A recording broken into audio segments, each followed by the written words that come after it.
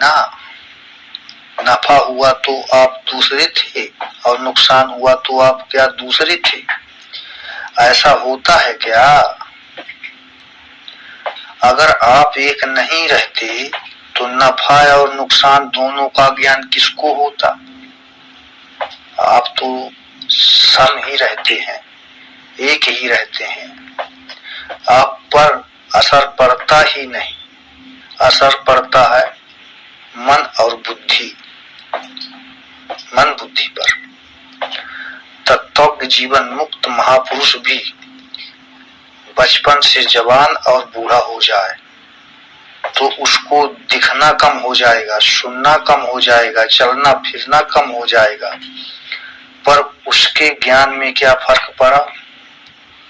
शरीर, इंद्रियां, मन, बुद्धि ये सब तो बदलने वाले ही हैं। इनमें से कोई बदल गया, किसी पर असर पड़ गया तो क्या हो गया? आप उसके साथ मिलकर अपने को, स्वरूप को सुखी दुखी मान लेते हो, यही गलती होती है। आप इस बात पर दृढ़ रहो कि मैं तो वही हूँ, सुख के समय जो था वही दुख के समय में हूँ, और दुख के समय में जो था वही सुख के समय में हूँ। इस प्रकार आने जाने वाले के साथ न मिलकर अपने आप में स्थित रहना ही स्वस्थ होना है। सम दुख है, सुख है स्वस्थता। आने जाने वाले के साथ मिलकर सुखी दुखी होना प्रकृति में स्थित होना है। प्रकृति में स्थित आप हो नहीं, पर जानबूझकर उसमें स्थित हो जाते हो। आप ना सुख में हो, न दुख में, न लाभ में हो, न हानि में, न किसी के जन्म में हो, न किसी के मरण में।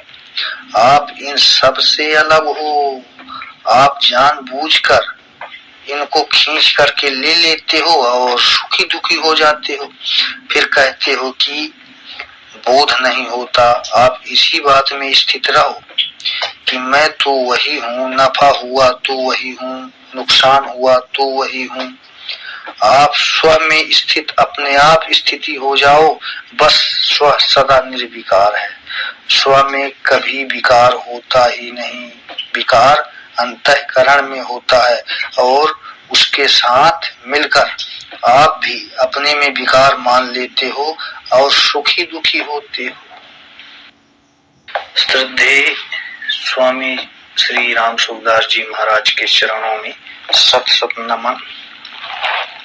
श्रद्धेय स्वामी जी कहते हैं कि आपके मन में अच्छी आ जाए, मंदी आ जाए, शोक आ जाए, चिंता हो जाए, हर्ष हो जाए, राग हो जाए, द्वेष हो जाए, ये सब होने पर भी आप अपने में स्थित रहो।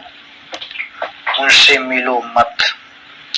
उनके साथ मिलते ही वो यह प्रकृति में स्थित होना है, और प्रकृति स्थित होने से फिर पाप ही लगेगा, दुख भी होगा, 84 लाख योनियां भी होंगी, नरक भी होंगे, जन्म मरण भी होगा। क्योंकि गीता जी में भगवान ने कहा कारणम गुणों संगोष्ठ सज्जन्मेषु। अतः जो बनते हैं, बिगड़ते हैं, आते हैं, जाते हैं, उनको देखकर भी आप अपने में स्थित रहो, क्योंकि आप उनको देखने वाले हो, उनसे आप अलग हो। सुखदायी परिस्थिति को भी आप देखते हो, दुखदायी परिस्थिति को भी आप देखते हो, संयोग को भी आप देखते हो, वियोग को भी आप देखते हो। देखने वाला दिखने वाली वस्तुओं से अलग ही होता है, यह नियम है। अतः देखने वाले आप में क्या फर्क पड़ा? देखने वाले आप तो वही रहे ना। देखें, इसको मार्मिक बड़ी मार्मिक बात है। हम गंगा जी के किनारे खड़े हैं, बहुत से सिलपट लकड़ी के टुकड़े बहते हुए आ गए और हमारे पास से होकर निकले तो हम खिलखिलाकर हंस पड़े कि आज तो बड़ा आनंद आ गया। अब दूसरे दिन हम वहीं खड़े रहे, पर एक भी सिलपट हमारे पास से होकर नहीं निकला, सब उधर से बहते हुए निकल गए तो हम जोर जोर से रोने लगे। कोई पूछे कि भाई रोते क्यों हो, तो हम बोले कि आज एक भी सिलपट हमारे पास से नहीं निकला।